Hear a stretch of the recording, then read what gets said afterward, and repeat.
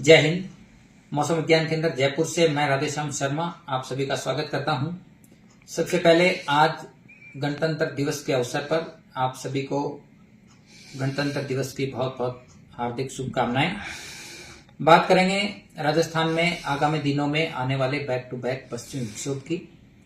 सबसे पहले यदि देखें तो एक नया पश्चिमी विक्षोभ आज एक बार फिर से उत्तर पश्चिमी भारत सहित राजस्थान के कई इलाकों में सक्रिय होने वाला है।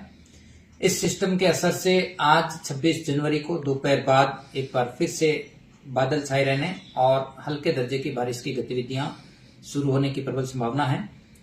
इस सिस्टम का सर्वाधिक असर 27 जनवरी कल यानी एक बार फिर से राजस्थान के कई इलाकों में तीव्र मेघ गर्जन, इसके अलावा आकाशीय बिजली और हल्के से मध्यम दर्जे की बारिश के रूप में जारी रहने की संभावना है।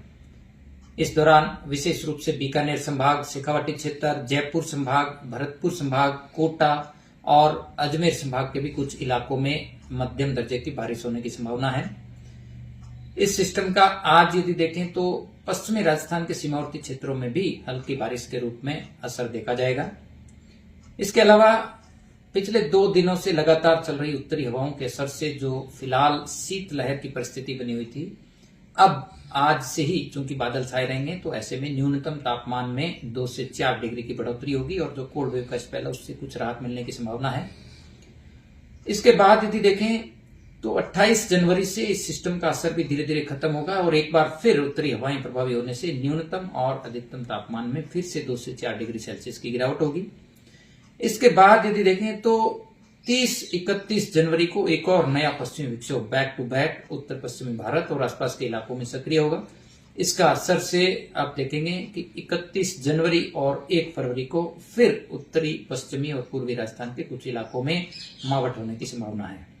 फरवरी के प्रथम सप्ताह में भी यदि देखें तो और बैक टू बैक पश्चिमी विक्षोभ फिलहाल उत्तर पश्चिमी भारत और राजस्थान के कुछ इलाकों में प्रभावी होते रहेंगे। तो कुल मिलाकर के आगामी दिनों में बैक टू बैक पश्चिमी विक्षोभ का प्रभाव रहेगा। कुछ इलाकों में बारिश, थंडरस्टॉर्म और खासकर 27 जनवरी को कुछ भागों में तेज हवाओं के साथ कहीं कहीं ओलावृष्टि भी होने की प्रबल संभावना है। इसके अलावा बैक टू बैक पश्चिमी विक्षोभ के प्रभाव से शीतलहर या यूं कह सकते हैं कि घना कोहरा और कहीं कहीं जो कोल्ड डे की परिस्थिति है वो भी दर्ज होने की संभावना है। धन्यवाद।